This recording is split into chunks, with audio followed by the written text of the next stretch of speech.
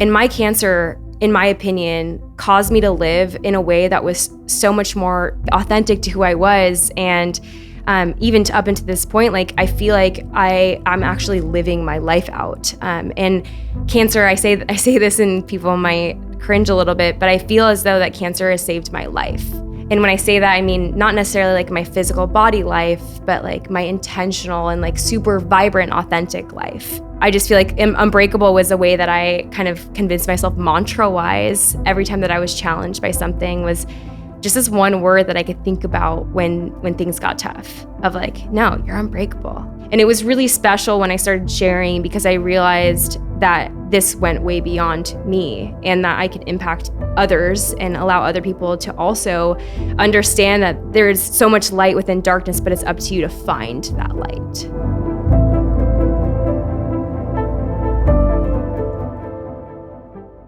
Today on the podcast, we have Amanda Kimiko. Welcome. Thanks for having me. Appreciate it. What's going on? Not much. Just being in Austin. I feel like I'm like halfway living here, halfway living in Utah, but I love it. It's awesome. You like Austin? I do. Yeah. We're actually looking here. Really? Here. Yeah. Mitch was our real estate agent. No way. Yeah. That was probably about a year ago. You were or you are? We were. About a year ago, we came and we toured a bunch of places, but we decided to move to Utah and we love it. What made you say no to Austin? I'm just not like a city gal, but I was going to move to Austin for the community aspect. I feel like it's incredible here and the running community is awesome, but I would be sacrificing the mountains and like trails, and that's a huge sacrifice for me. And it came down to like a safety also choice. Utah's crazy safe, great place to raise a family, and we kept getting farther and farther away from the city, and we were like, okay, if we're gonna live in Austin, I want to live in Austin. Mm-hmm. But with all the things that we wanted, we just couldn't find like the right place. But I love coming. I love coming to visit and eating food. We were just talking about that. Running with the friends on like Lady Bird Lake. It's awesome. But yeah, it just didn't work out. Sorry, Mitch. Yeah, Austin is one of my favorite cities. I don't want to say in the world, but of the places I've been. Yeah. There's something special and unique about running downtown, around Town Lake. Mm-hmm. The food scene is incredible. You have all these different styles of food. People are very active. Fitness is like a priority for many people, but we don't have the mountains. No. And we don't have the terrain, elevation change. And that's one thing that I wish so badly we had here. I'm trying to convince my wife right now into getting a second home somewhere in the mountains. Yeah. So we can go and just hike and explore and camp. And I want my kids to grow up in that type of environment and just be thrown out there and just all adventure. Mm-hmm. We just don't really have much of that here in Texas. Utah has a ton of that. It's I've crazy. Seen that. Yeah, it's incredible. When the boys came out and filmed, it was insane. Like, I mean, everyone was like, oh, wow. It's like you fly in and there's 360-degree views of the mountains. It's something very special. But I will say Austin community, you can go to Town Lake at any point in the day and there's always people running. Yep. And that's super special too. Especially if you're already in the fitness space, like being surrounded by other people who are into it as well. Like there's nothing quite like it. It's pretty sweet. It's unique. It's very unique. It's very unique. So you recently completed Leadville 100. Yes. First off, congratulations. Thank you so much. Amazing experience. I ran Leadville in 2021 and it changed my life. It changed my view and perspective on running, endurance as a whole, ultra running. And it unlocked for me a part of my physical, mental, and emotional abilities where I realized you can do so much more than you might have ever thought was possible. When you cross the finish line of Leadville 100, you got quite emotional. Mm-hmm. I saw from the video and I've heard you speak about why. Like, for anyone who has run an ultra before, especially Leadville, they can relate. But for someone who hasn't done a 100-mile race or put in a big effort, a big prep, why is it such an emotional experience to cross the finish line? Oh, that's a great question. I think everyone's experience is really different. But for me, when I'm in the action of racing, I keep it together. Like, I feel like in general, I'm not very emotional. I don't really let my emotions rule what I'm doing, specifically when I'm racing, because I'm so focused on each individual step that I'm taking, each aid station.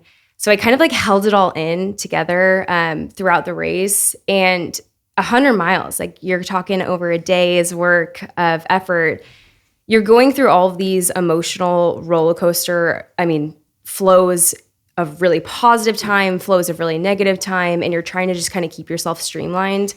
And for me, this race was so much more than just running 100 miles, and it was so much more than just, racing another race.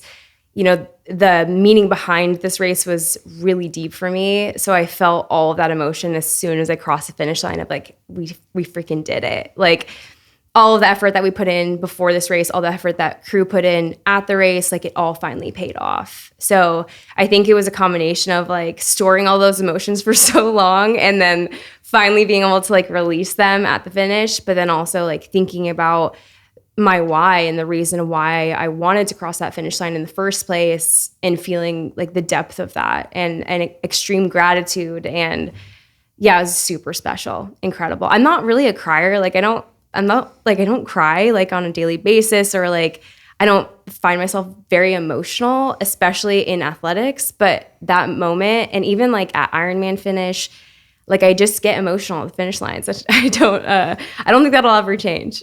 I think that's really special. If I had to like boil it down to why it's emotional, for me at least, it's pride.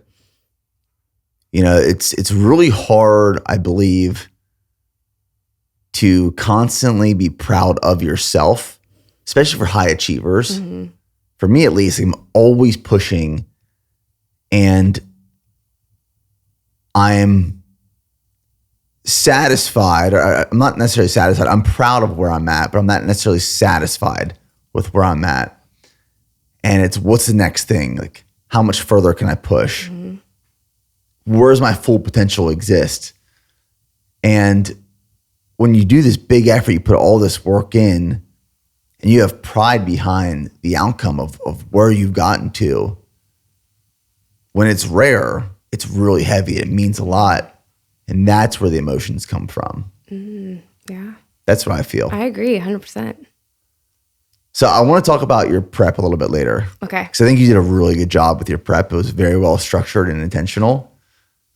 I want to talk a little bit about Leadville before getting into some of your story. Okay. Specifically, I want to talk about Hope Pass. Okay. And just the destruction that Hope Pass is. Not just the fact that you have to do it once, but you have to do it twice. How did it feel coming back over Hope Pass the second time? I think there might be a clip actually on the GoPro. Coming back over Hope the second time is like a huge celebration. I actually outwardly expressed like a big woo when I got to the top, like woohoo, like we did it. And I had people behind me. I was like, we did it, congratulations. Because at that point we were like 55 miles in. So not only did we summit a mountain pass once, we then descended the mountain pass twice and then turned around and went back up for another summit of the mountain pass. And we're 55 miles in at that point. So, the feeling of overcoming those two big feats and knowing that at this point, like now we're in the back half of the race, it's going to be more difficult in other ways. But as far as elevation gain and what you hear about with Leadville is Hope Pass, and we did it, that accomplishment felt so, so good. And like one of my most joyous, I think, times of the race was summiting Hope Pass the second time. Let's, for anyone who isn't familiar with Leadville or Hope Pass, I think we need to truly give it this part of the race justice. Okay. And just like explain it a little bit. So the first, and correct me if I'm wrong, first 38 miles gets you to Twin Lakes. Mm-hmm. Twin Lakes is the checkpoint before you climb Hope Pass the first time.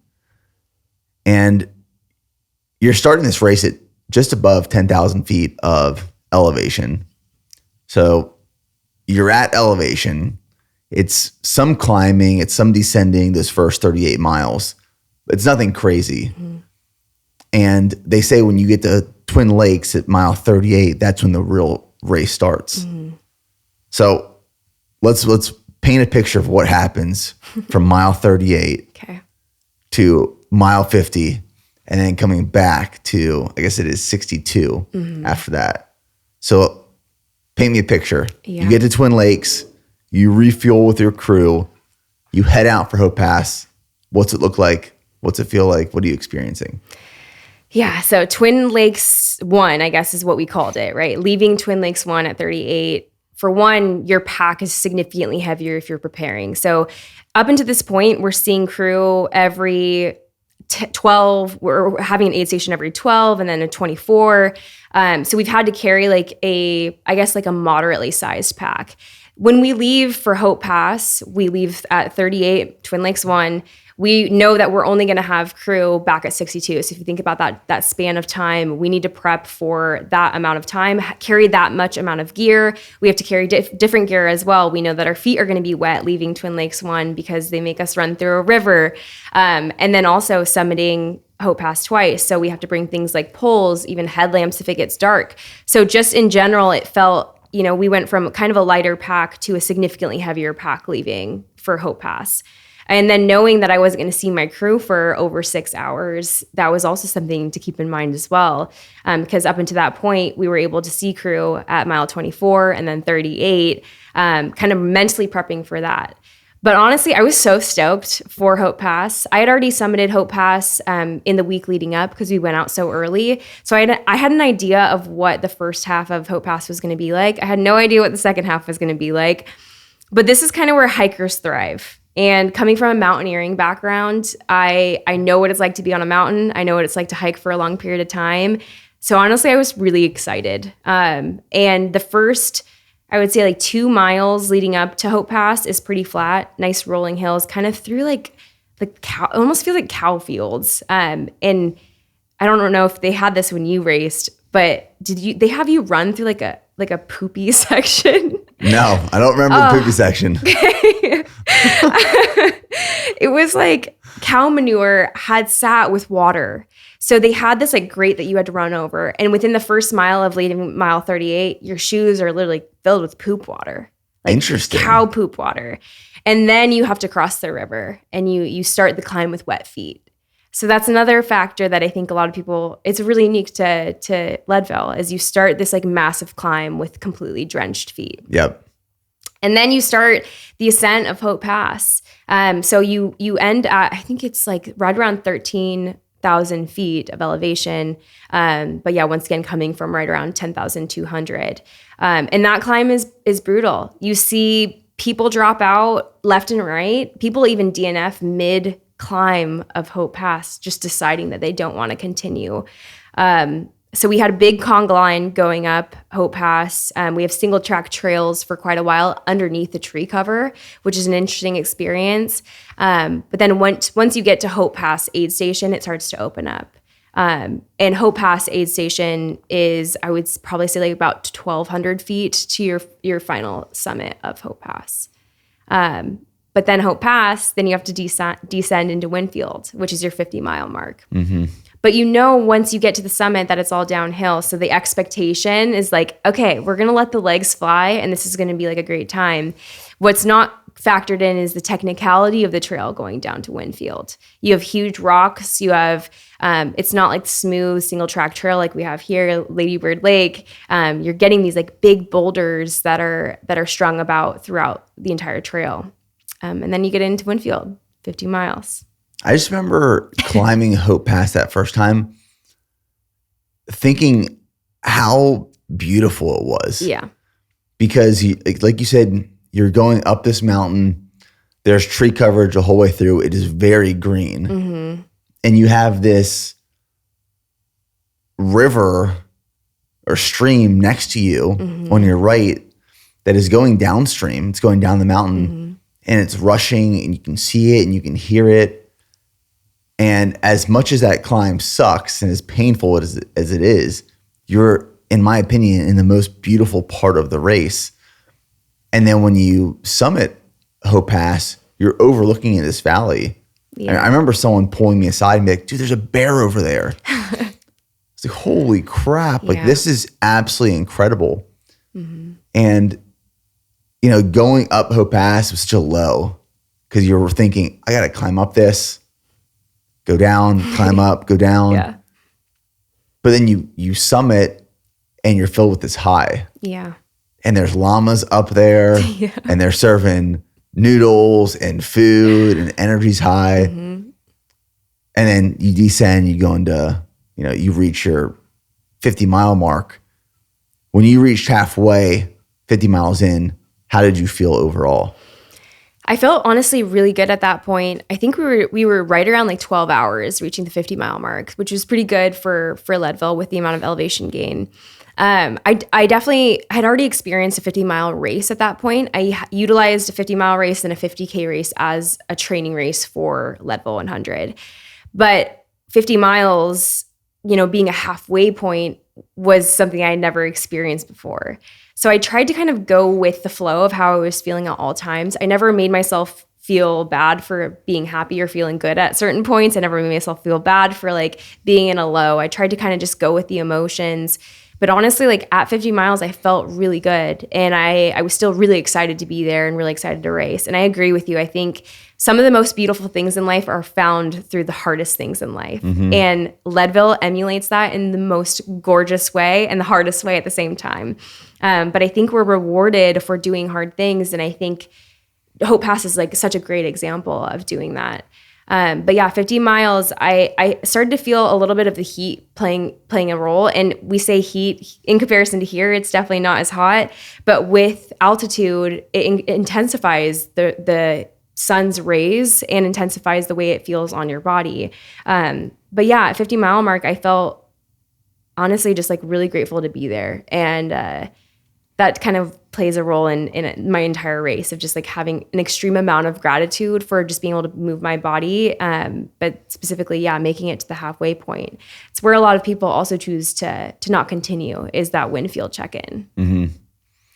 Yeah, one of the things that ultra running and ultra races have taught me that's very applicable to, I believe, life as a whole is that there's all these highs and lows. And in the beginning, I would reach these highs when I first started doing these hard physical challenges, ultras, Ironmans, even just like big runs. You get this high and be followed by a low at some point, and you're thinking, why'd that high go away? And eventually, the more experience you get, you learn and realize that you're going to experience these highs and it's not going to last forever. And there's going to be a low afterwards. And when you're in the low, it's not going to last forever. There's going to be a high again. So it's these ebbs and flows of highs and lows and highs and lows.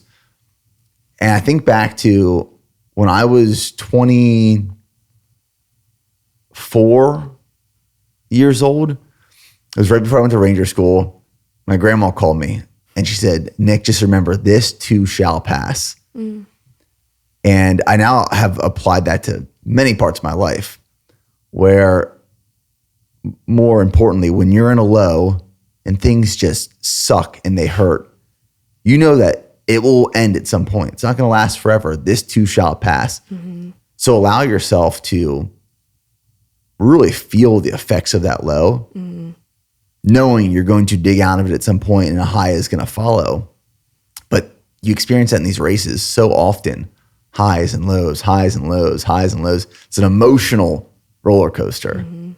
So it was 50 miles in. Was that a high for you? Yeah, it was a high for me, for sure. And then was there a low quickly following that?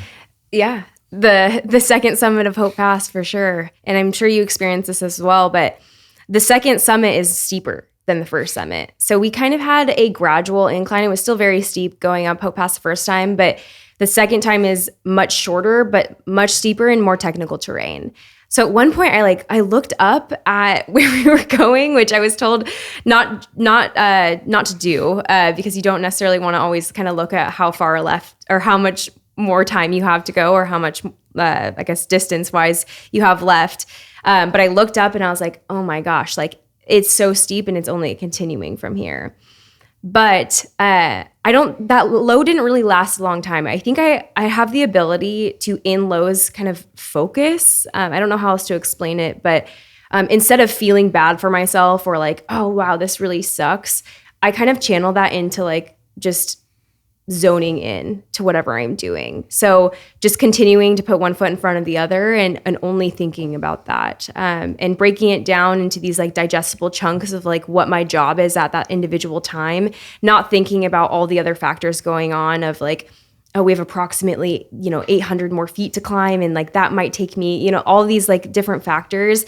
I just kind of forget about that in these races and just focus on like my job right now is to get myself from this spot to the next. And then that becomes digestible for me and allows me to focus better than if I was to think about like, oh, we're 15 miles in, we have 50 miles to go.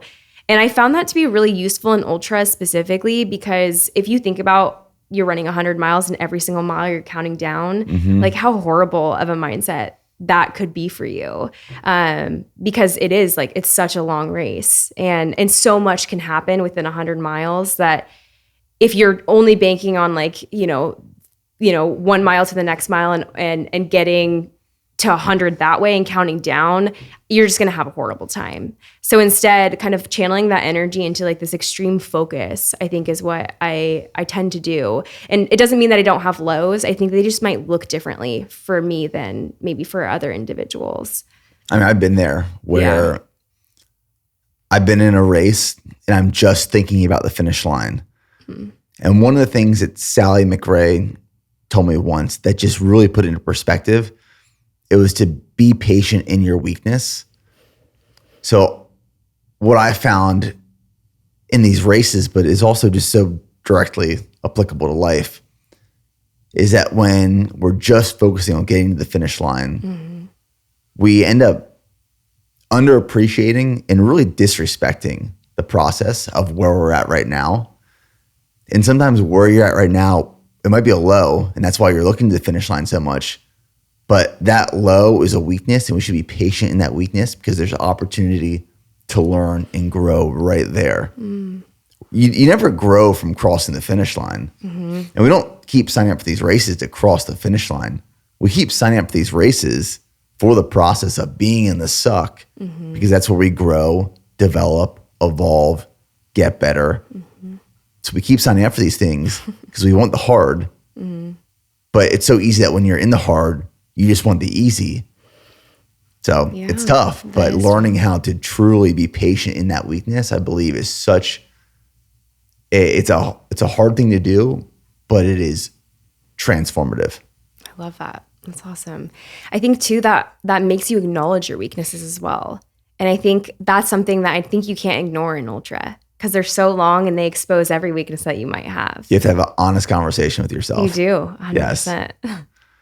So when you came back down Hope Pass, coming back into Twin Lakes, that's a nice downhill segment that you can move pretty quickly.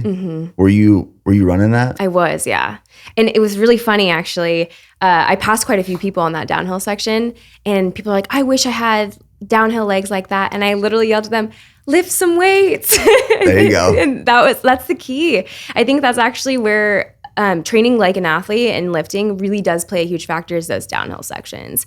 Just because you have more stability in your legs, you've trained how it feels like to have fatigue in your quads, and it really does help you on the downhills. Of course, in the uphills as well, but yeah, I thought that was kind of a funny moment. But yeah, I was able to kind of like fly in that moment. Felt really good specifically after like 55 miles. Yeah.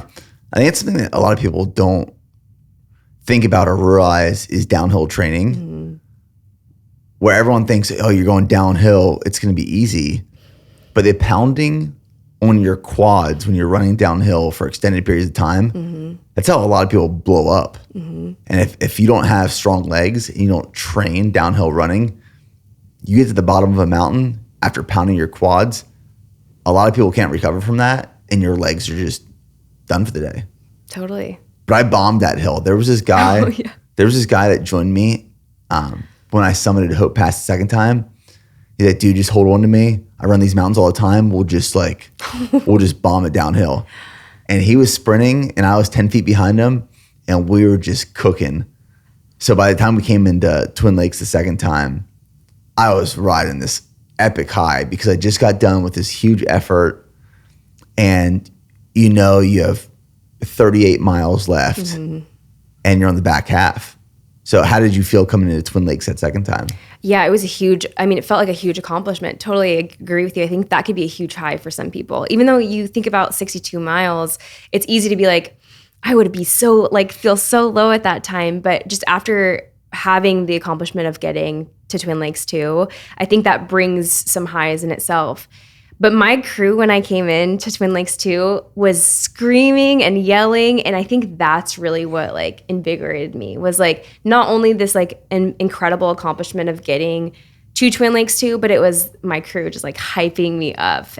So that definitely was a high for me. And I kept thinking every time I came into these aid stations, how important it is to surround yourself with incredible people, because they will be a make or break, specifically in an ultra. And my crew is awesome and constantly had my back and hyping me up. And yeah, that was really, really special. And that specific section of Twin Lakes 2, when you're coming down that hill and it's kind of steep to finally get into the aid station area, I've seen so many videos over the years of that being a heartbreak section for people. And I think I had replayed that section in my mind so much because that was where I would know whether or not essentially I was going to finish or not, because that's where a huge percentage of people fall off. A lot of people fall off still within the first even 24 miles. I think 150 people at our race DNF before 24 miles. But Twin Lakes 2 is a huge one. So I've seen the heartbreak that happens in that one last hill into Twin Lakes 2, that I think I kind of almost psyched myself out that I can't have that be my heartbreak. That kind of getting through that and well before cutoff time felt incredible, and a huge weight was lifted off of my shoulders. Yeah. Yeah. Yeah, I know what you're talking about. So what would you say in all of Leadville was the lowest of the low? I would say lowest of the low, probably around mile 92. At that point, I think I was underfueled, and it just happens. Ultras, also my first 100 miler. And I think I was underfueled at that point, and I think that was a huge low for me. After mile 62, so at Twin Lakes 2, we tried to pop some blisters of mine that had happened on my heel, so I didn't pre-tape them. And that kind of sent me into the night with some an adequate amount of pain. That wasn't necessarily a low for me, but it was something that I told myself I'm just gonna have to grasp this, and this is just gonna suck for the rest of the race, and that's just how it's gonna be. But I can deal with pain. It was more so at mile 92, the frustration of where I was at, because I felt like I had more juice left mentally, but my body wasn't cooperating with what I wanted it to do. So even in sections where I thought at that point I'd be able to run at a pretty good pace, I just didn't have it in my body. And I don't know if it was 100% what I would consider bonking, but it was definitely something similar to it. But when our bodies are so capable, and we know how capable our bodies are, specifically setting up for a 100-mile race, and we get to a mile 92, we think that we're going to be oh, this is the last stretch. But at that point, every mile feels 15 miles. Yes. It feels every individual mile feels 15 miles. So yeah, mile 92 was a pretty rough section. I would say that was probably my lowest. Low physically, yes, but mentally as well, and it's because of the frustration that your body couldn't do. Yeah. Was it also did you have any doubt that you were going to get to the finish line at that point? You know what? People have asked me this. I never once have doubted myself in Leadville. I came into that race knowing that I was going to finish, and every single moment throughout the race, I knew I was going to finish. I was definitely very nervous about the cutoffs at every single moment of the race because of the stringent 30-hour cutoffs and the cutoffs at each individual aid station. It's just known to be a race where a lot of people end up DNFing, not because of their effort or their choice, but because of time cutoffs. So anything can happen. And I think I just never allowed myself to relax in that, just knowing that there was always a next cutoff that was going to be tough to accomplish. So no, I never doubted myself. It was more so of just, once again, like that extreme amount of frustration that I wasn't able to perform the way that I guess wanted myself to be able to perform at that moment. And just the cooperation of my body at that point. I think what happens is so many people deeper into races is that they start feeling sorry for themselves. And you can see it in their eyes when they start feeling sorry for themselves. Yeah. And then they start searching for reasons why to quit, why to stop. They'll go into the aid stations, the checkpoints. They want the medics to pull them out. Oh, yeah. And once you give up on yourself, it's over.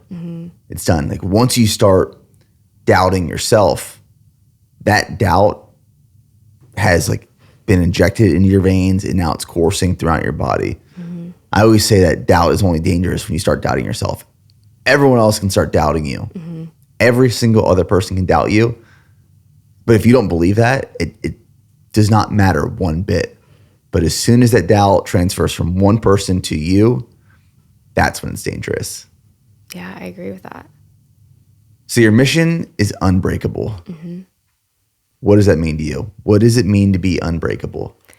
To me, being unbreakable means to be a warrior in life and not being a victim to your circumstances and truly taking each day and living each day as if it's your last. And I think being unbreakable is like even just the word itself. To be broken means to be like broken to a million pieces and not being able to be put back together. But being unbreakable is taking each challenge that tries to break you or tries to challenge you or obstacles that are thrown your way and choosing to take that as a challenge in your life and as a lesson in your life. So to be unbreakable means to continue life as a warrior and to not succumb to your circumstances.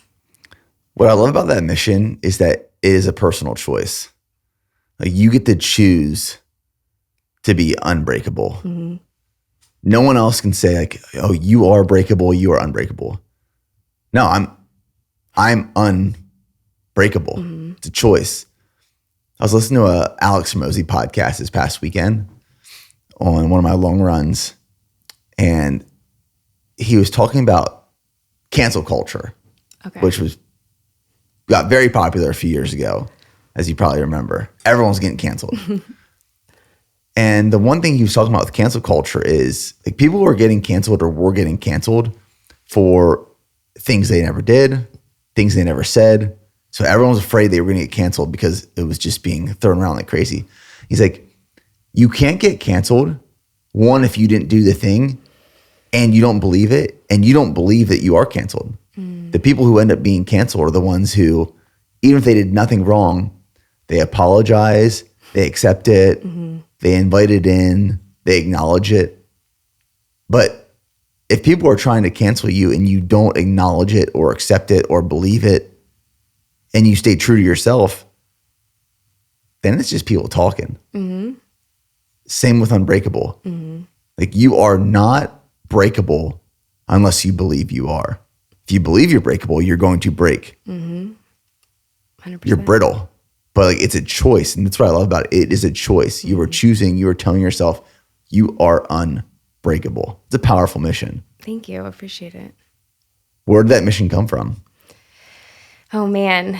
Yeah. I think in general, my mission came from a multitude of different things. But the main journey, I guess, that I've been on over the past like 5 or so years was that my initial diagnosis for cancer was a breakable diagnosis. It was actually while I was in the military, while I was serving active duty Army, I was told by a doctor that I had cancer that was going to kill me. He said, actually word for word, this will lead to your demise. And not only did I have cancer that was going to kill me, was the diagnosis, but I also had surgeries that were going to make it so that I would never be able to run or hike again, is what I was told. And when I was initially diagnosed, I was, very deep into my military career. I worked my entire career in the Special Forces community. I served at JSOC, served at First Group, and, went to airborne school, like did all these things, always was like distinguished honor grad, like always tried my best in everything that I was doing and always tried to perform the best that I possibly could. So fitness was a huge part of my life at that point. And the reason why I achieved the things that I did in the military was because of my physical ability. And I think that obviously like my intelligent community as well, intelligence community as well, like the reason why I did good in school was because of effort. But those two combined were why I got to the point that I had gotten to. So when I had heard that diagnosis and heard that I would never run or hike again, at first, I mean, immediately it was doubt. It was, I'm not going to accept that as my life and as my diagnosis. So at that point, I did everything that I could to maintain my fitness, being non-weight bearing for 6 months, and then going through, ending up actually having a secondary cancer, and going through 16 months of chemo. And I just learned how much in life is going to be thrown at you that causes you to think that you might be breakable, or that causes you to feel as though your life might be ending, and you could be a victim to those experiences. But in everything that I was fed, I found that there was so much to learn and so much goodness that came from these challenges. And every time that I sat down with a quote unquote negative thing that was happening in my life, I learned so much about myself and learned so much about life and other people and how beautiful life truly is. And my cancer, in my opinion, caused me to live in a way that was so much more living, like authentic to who I was. And even up until this point, like I feel like I'm actually living my life out. And cancer, I say this and people might cringe a little bit, but I feel as though that cancer has saved my life. And when I say that, I mean not necessarily like my physical body life, but like my intentional and like super vibrant, authentic life. And I just feel like Unbreakable was a way that I kind of convinced myself mantra-wise every time that I was challenged by something, was just this one word that I could think about when things got tough, of like, no, you're unbreakable. Like all these things have come your way. And even in the military, like we experienced so many things that are really challenging. And I'd already, dealt with that or dealt with stuff in childhood. And it was just kind of this one word that I could just continuously go back to. So that's kind of how Unbreakable was built in me, in my own journey. And it was really special when I started sharing, because I realized that this went way beyond me and that I could impact others and allow other people to also understand that there is so much light within darkness. It's just up to you. Once again, that accountability frame, there's so much light within darkness, but it's up to you to find that light. And choose to be unbreakable. Did that diagnosis at first almost break you? Or did it break you? No. I feel like I was in denial, I guess. And my husband can attest to this as well. Like I just kept doing what I was doing without any break in that. I went on like a mission with a boot on and on crutches. Like I feel like I just continued with my life because it was almost like a coping mechanism to deal with the results. And, I kind of was like, I'm just not going to deal with it, because if I just don't even like mentally accept the fact that is my fate, then I won't ever, it'll just go away, I guess. Mm-hmm. So I guess maybe in that way, that's a mental break of like not actually being able to deal with your problems or deal with what's reality and not accept reality. But no, I never once, I guess, like fell into like a deep, dark moment, feeling as though my life was over. I don't know which one's healthier, but that's kind of how I dealt with it, I guess, at first. There's a lot I want to unpack there. Yeah. First question, you said cancer saved your life or changed your life. What was your mindset like, or how did you approach life before cancer diagnosis as opposed to post-cancer? And like, what did saving your life look like? Like, what does that mean? Yeah. I feel as though before my cancer diagnosis, I was kind of always living life for others, or how I felt other people viewed me, I guess. I grew up Japanese, and I think that played a huge role as well. If you're unfamiliar with Japanese culture, there's a lot of standards that are pushed on children when they grow up in a Japanese household of like how they should exactly be living their life. And not because of like that's good for the child, but it's almost the pride of the family or the pride of the parent. so I think like even from elementary school to middle school to high school and then into college, I was living life for this constant, almost like approval of those around me. So not only my parents, but my teachers and my coaches. And I never once asked myself like what I actually wanted in this life and what I found to be important in this life. And I think it's just because I'd never been asked that, you know, even as a kid, like, what do you want to be? Or what do you want to do? It was always like, these are like, this is the exact path that you need to follow. And like, if you go even a little bit outside of that, like you will not be accepted. So I think like that to me doesn't feel like truly living. That doesn't feel like you're embodying like your personality and your authentic self and doing things how I would describe as like your ikigai or your like actual like purpose in this life. And then I joined the military and I feel like that was like almost, I actually describe this in a funny way. Like I think the military is really easy if you grew up in a Japanese household.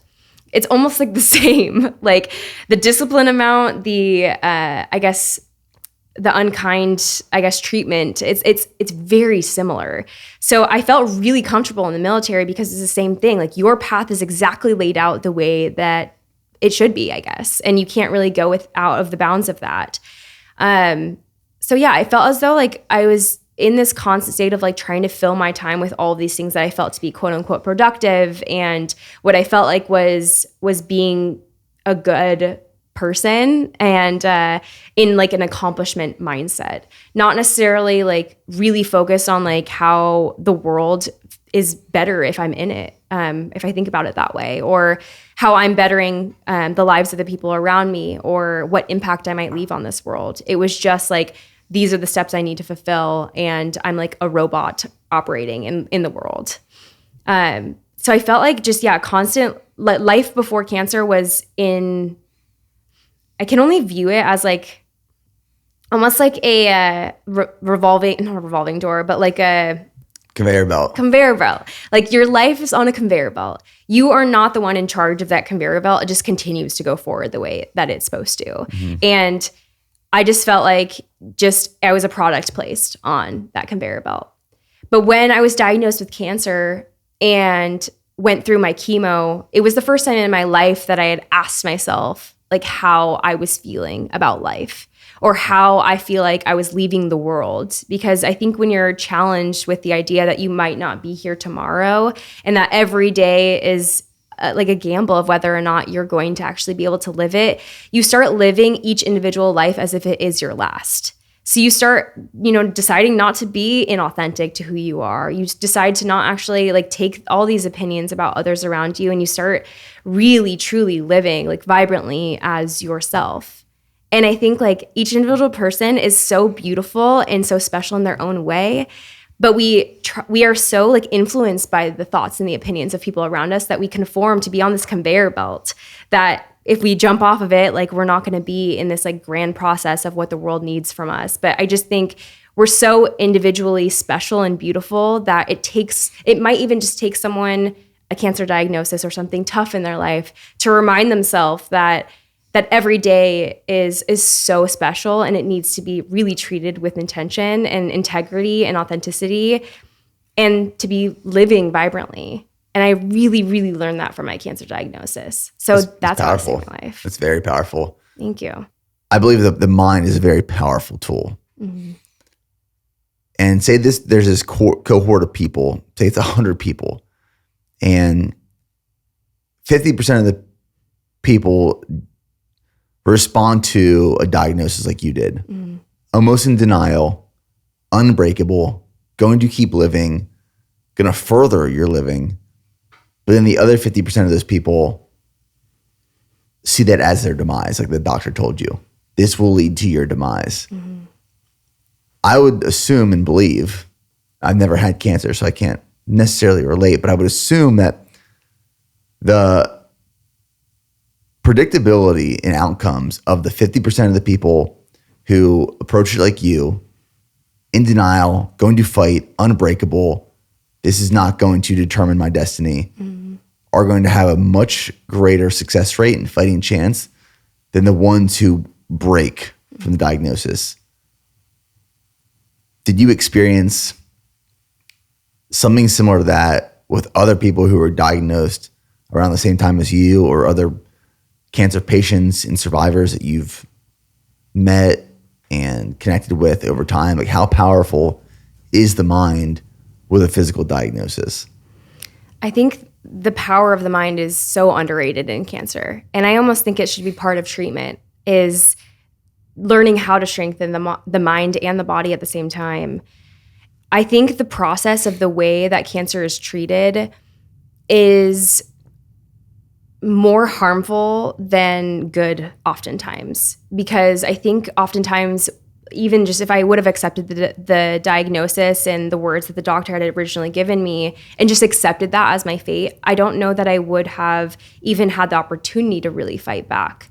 But the power of the mind is incredible. And the cancer patients that I've met that, you know, are a little bit younger, that have decided to take their fate into their own hands, we connect on such a different level. Like, it's actually amazing and so beautiful and so tough at the same time.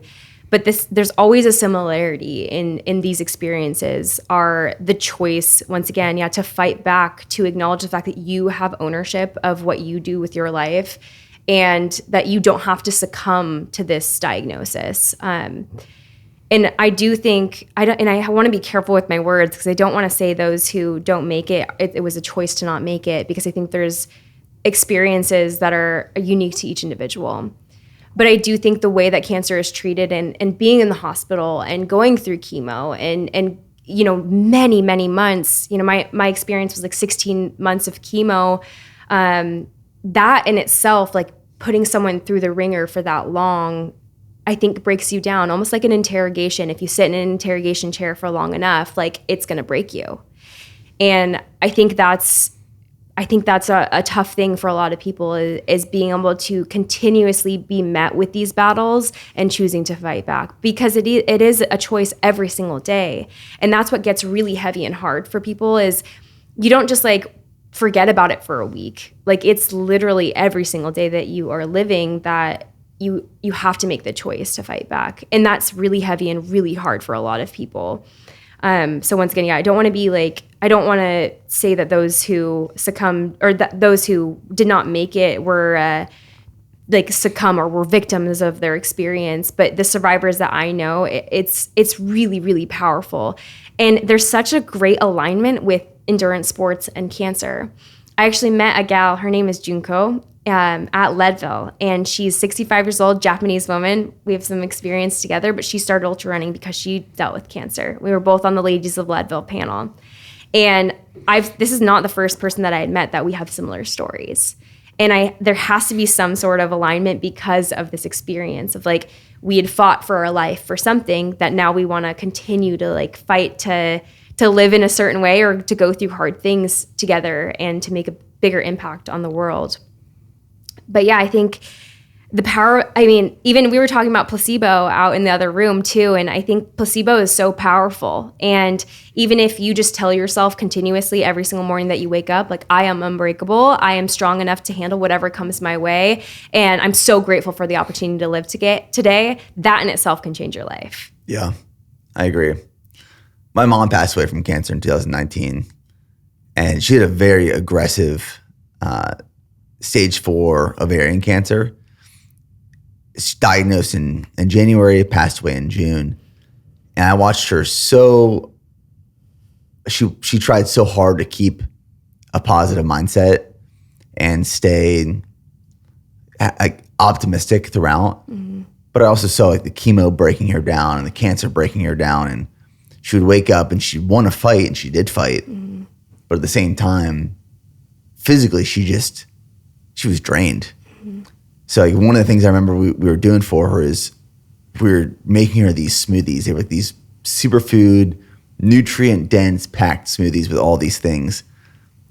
And at that point, the cancer was so aggressive, we knew that those smoothies were not going to save Mom's life. But the hope was, in some sort of sense of a placebo, her recognizing this nutrition, this fuel going into her body. Mm-hmm. Like, Mom, this is gonna make you feel so much better. This is gonna get you to the other side. Like, this is gonna help. And our goal with that was just bringing some sort of positivity, some sort of optimism. It's also one of those things like it's really hard to go through by yourself, and you need, just like an ultra, you need a crew, you need a team. They need to bring the energy. They need to be aware. They need to support you through the highs and lows, the journey of which that event is. But yeah, I saw it with my mom where she fought hard, but it was bringing her down so much that it was challenging. Yeah. But that was hard to witness and get through with my mom. How long did she do her chemo? So she was diagnosed in January, like I said. Okay. I think she did chemo first. Okay. Didn't do anything. So then she got surgery. Okay. They went in and they removed as much of the cancer as they could. They removed like 95% of it. But they said when they opened her up, it was all over the place. And then within a few weeks, it all grew back. So then she ended up going to the ICU because she was sick. And then once she went to the ICU, this was in May, like late May, she never came out until we went home on hospice. So it was just so aggressive. Yeah. It was so aggressive. And she had all these signs for months leading up to, Okay. but none of the doctors could figure it out. Yeah. They were going to and from. And I know you had a similar journey in a sense of like you went to a doctor a year before being actually diagnosed, and the doctor turned you away saying, "Oh, this is nothing. Just go home." Yeah. So that's scary. Yeah. Where this could be building and growing for a long time before it's actually diagnosed. 100%. Yeah, that's definitely my recommendation for everyone is just, get ahead of things before they become an actual problem. But I think and we've talked about it before with me and my husband, like chemo in itself is literally meant to kill your body. And I think sometimes chemo almost kills you faster than the cancer would kill you. And I think actually educating our oncologists to actually educate the patients on this is an active choice that you're making to put poison into your body. And not just the poison that we think, we have poison in our food and all that as well, but an actual poison. Chemo actually originally came out as an AIDS drug, but they decided not to use it as an AIDS drug because it was killing the patients. And now we're using that for cancer treatment.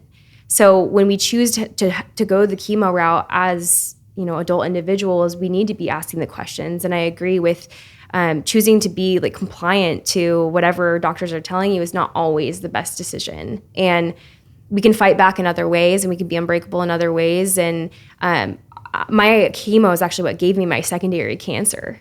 And what was the secondary cancer? I had ocular cancer, so cancer of my eye.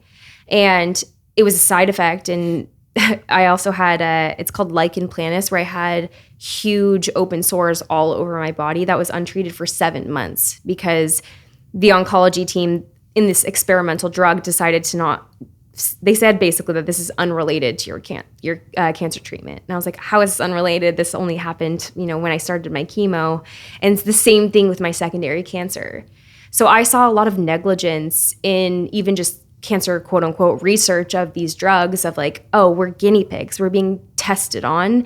And of course I knew that, but I was given a choice of you get surgery and then you either do chemo or you die. And that's how it was approached to me. And even with the chemo, you still might die. But this is a better option for you than just going at it. And I asked my oncologist, is there anything else that I can do to help myself through this process, either through chemo to help me feel better through chemo or to help me be more successful in fighting cancer? And he literally told me no, not even drinking more water. That's crazy. Not even taking vitamin D, nothing, zero.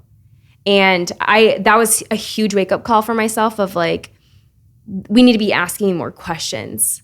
We need to be critically thinking more. And when we're as a patient in an oncology room, it feels as though there's this authority complex figure of this person knows a lot more than me in this realm. But at the end of the day, no one cares about your body and your life more than you do. And in order for you to find success in that, ask the right questions and don't be afraid. And if you feel as though you don't feel empowered, have someone else in there in the room with you who feels empowered to ask those questions. But I do feel like I hear that quite often from people who are diagnosed and going through the cancer treatment plan, where they have this realization of, okay, no one's looking out for me. Mm-hmm. I need to look out for myself. And I don't know how we fix that or what that looks like. But to go back to provide some more context, the first time you were diagnosed with cancer, what was that diagnosis? What kind of cancer? Stage 3 melanoma. Okay. Yeah. And that is skin cancer? Yes, and this specific type of skin cancer is the same skin cancer that Bob Marley died from. So it's a genetic mutation. So it is skin cancer, but it's unrelated. I would have gotten it whether I was in the sun or not. And it's found generally, this type of mutation, on the feet or the hands, and it's super aggressive. So within the year of me finding it, I don't know how many, if it would have helped me a lot more at that point, but generally, this type of melanoma is incredibly aggressive if you do not get it removed right away. So it traveled into my lymphatic system from my foot. So that's why I was given the diagnosis of I would never run or hike again. I ended up being I think around 100 stitches in my foot after surgery on my foot initially. And then they removed cancer in my groin as well. So it traveled from my foot into my groin through my lymphatic system. And then once it's in the lymphatic system, it's scary because now it's just flowing throughout your body. So you have no idea where it will land next. For me, it was a really big concern that it would end up in my lungs and my brain because those are the biggest potential for, once you get to stage 4, it's almost as if you might have a few more months to live. So it's an incredibly aggressive type of cancer. So you were active duty military, Army, when you got diagnosed. Mm-hmm. How did that change your career in the military? What did that look like? Yeah, it was completely changed my career. It ended my career, actually. I was released from the military because of my diagnosis and my surgeries. I honestly had planned to be in for 20 years. I loved being in the military. I loved my experience. My experience was very unique. I don't think many people have the same experience, just due to the projection, I guess, of my career. Being able to work in the SF community is incredible and very special, and once again, very unique to my experience. But it changed my career in so many ways because, for one, it was almost this huge news flash of hey, the Army doesn't care about you as much as you care about the Army. All this time, energy, your life that you've now committed to this, we don't really care about it anymore. And I think that honestly hurt me more than even having to be discharged from the military. Was this thing that I've committed my life to, they don't support me when I'm sick. And that was just, a really big wake-up call for me, and was pretty painful as someone who's just decided to serve their country and found a lot of pride in that. And I think it's not uncommon that this happens, specifically with things like cancer, where you go from having a very supportive community, especially in the smaller teams of this is my family essentially, and they're supposed to be supporting me. And now all of a sudden, I'm on my own type of thing. That's tough. Super tough.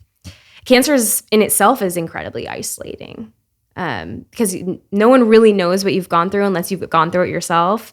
And unfortunately with cancer, a lot of people who've gone through it are no longer with us. So it was such an isolating experience to be removed at the same time from my life because of COVID lockdowns, but then also because I was going through cancer, and then now I was removed from my community of being in the military, and specifically in SF. How soon after being diagnosed did you find out you were going to be released from the military? So it was a while because I went through my initial surgery. So it was probably 2 years. But at that point, it was it was uncertain of whether or not I would be able to stay in. But I had all these plans. Sergeant Major wanted to send me to Ranger School. And you start actually career planning when you're in the military, specifically when you know that you want to stay in. You start thinking about all these things that you want to do. And it was insane. It was from one day to the next. It was I found out that I'm going to have my life changed forever. But if I'm going to be honest, everything happens for a reason. And my life is really beautiful now. So I wouldn't change anything for the world. And I definitely wouldn't take my military service back if I was to redo it. But yeah, it was definitely a really challenging time to have that removed. What did that look like in terms of mentally accepting that and then planning for the future?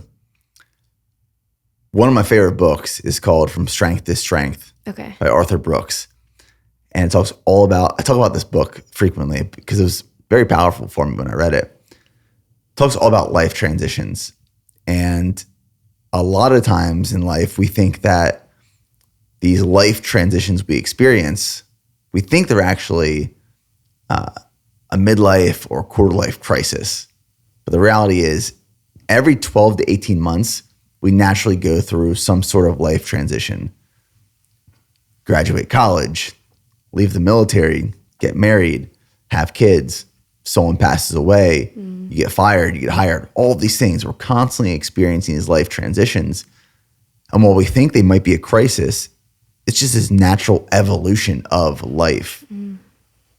So I'm curious, because there's a lot of people who go through these life transitions and they allow it to break them instead of being unbreakable. What was the thought process around, okay, this career that I thought I was about to have is over. Now, how do I plan where I go next? What did you do? Yeah, it was kind of like a null time period, right? I think a lot of people experience this when they leave the military as well, especially if you didn't plan for it, is this like null period of like, where's my purpose? What am I doing? Who am I? Like, who is Amanda? And what is the future even going to hold? It's like, I have this like career path that I guess I could go, but it would just be going essentially back to the military as a contractor. So I did look at that originally, but I decided actually to, it's so random, it's saying it out loud, but I actually became a rep for spine and neurosurgery. So I then like immediately within like a couple months of leaving the military, I worked in the operating room and I worked in spine and neurosurgery. So random, but I'm so interested in the brain. I think the brain is so powerful and so beautiful, and it's, I think maybe related to my cancer journey of like how special it is that we have the opportunity to look into our brain and learn more about our own brains and have the cognitive ability to be retrospective, to be introspective, it's just really cool. So I worked in spine and neurosurgery, and I quickly found that wasn't going to give me the purpose that I felt as though I needed. And I thought that might be like, give me that same feeling that the military would give me of like having a great impact on those around me and on the world. What I did specifically in the military had a huge impact on what was going on a daily basis. So I felt like I really needed to fill that same purpose or that meaning in life with something really meaningful and challenging at the same time. But I quickly found that I didn't like working in the medical field. And yeah, so actually about a year ago on the dot, I decided to no longer work in neurosurgery and spine surgery, but that was my job. Amazing. Yeah. And that transition's hard. It's so hard. Trying to find what to do next and what you're going to be passionate about, what you're going to love, and actually finding something you're going to love and not just doing it to make money and to show up. But it's courageous to take a step back. And I like to refer to it as sharpening your axe, as Erwin McManus talks about. We go through these lulls in life, and it's so easy to need to and want to jump to the next thing right away because we don't want to sit in the lull. But that lull sometimes is sharpening our axe. So when we go back out into battle, you're not showing up with a dull axe. You're showing up with a sharp axe. Well, I appreciate you sharing that story. Of course. And everything that you went through. I said in the beginning of this podcast, I want to come back to your Leadville 100 prep. Because from the outside looking in, you did everything right. You absolutely crushed it. I know you were coming off of an Ironman World Championship prior to finding out that you were going to run Leadville. And then just what I've seen high level, correct me if I'm wrong, started training in January. Leadville's in August. And it was kind of just like unstructured training, increasing running mileage. And then I believe it was in April that you became more structured with your training. and you started tracking running volume and increasing volume. And then you did something very strategic, which I thought was really smart, where didn't really focus on mileage anymore, but you focused on elevation gain as well as time on feet. And then you did 2 races leading up to, and then you went out to Leadville and crushed. Is that pretty accurately describe your prep? Yeah, pretty much. Those are like the perfect like ingredients for such a good prep that I wish I would have done myself for Leadville. How did you come to the conclusion of putting all that together? Like, what was the thought process? Yeah, I'm such a nerd when it comes to training. And I mean, there's so much information out there for specifically ultras, and ultra's so new that there's no like perfect ingredient for each individual person.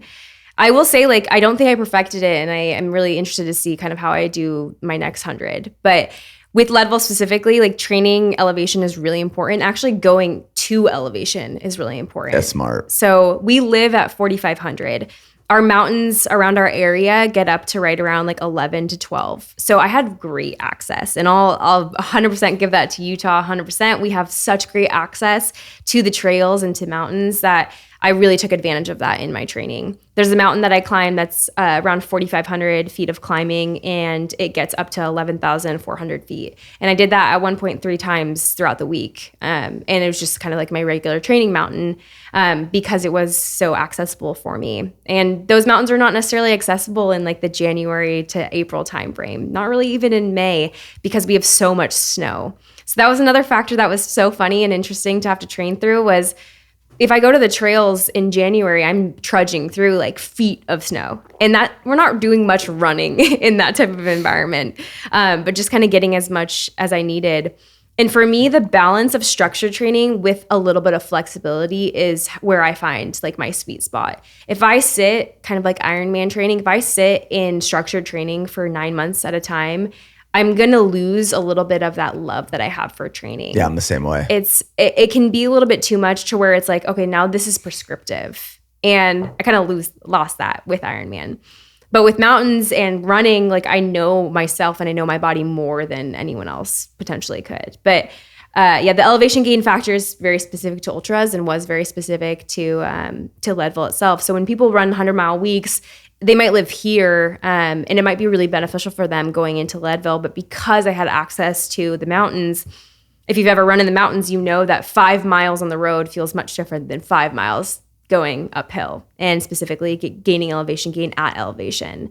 So kind of all these factors really played in, I think, to a really beautiful prep. And I never really felt burnt out, which I think was a win in itself of like, I still love running, and I still loved running every single day up until racing Leadville 100. And I wanted to get back to it as soon as I finished. So I think that's a key ingredient, and that's how you know that you did well in the balance of prep. Not necessarily that life was necessarily balanced, but I think the balance of training within the prep was executed very well. What would you say your peak weekly mileage got to in that prep? So 70, I think it was 77 was my peak mileage, but my elevation gain that week was something like 19,000. So it was definitely more focused on the elevation gain than it was mileage. I really only did the 50 miler. That was the longest that I had ran for Leadville 100 in that race. Yeah, if I ever did a mountain race again, I would definitely go train in the mountains for an extended period of time. Mm-hmm. You know, I trained here in Texas for Leadville, got like a 0 elevation gain. And I felt it when I went out to Leadville, crushed me.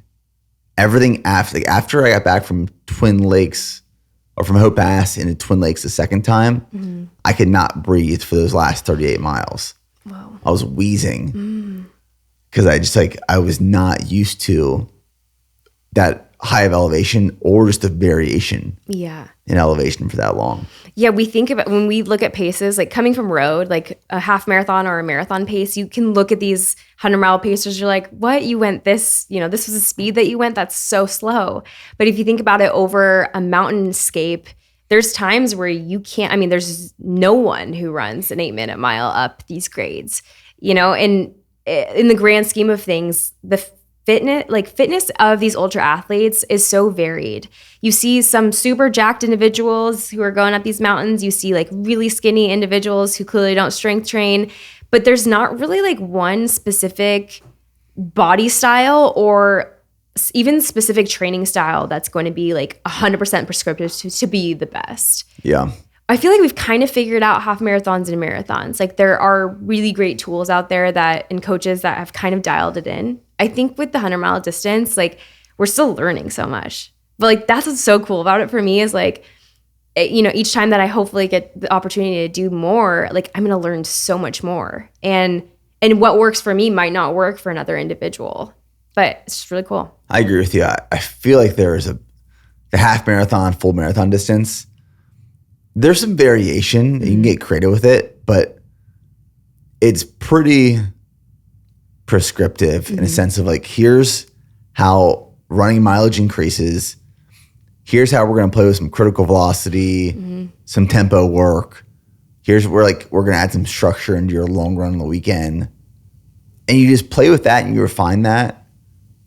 And you play with some levers of intensity, volume, consistency.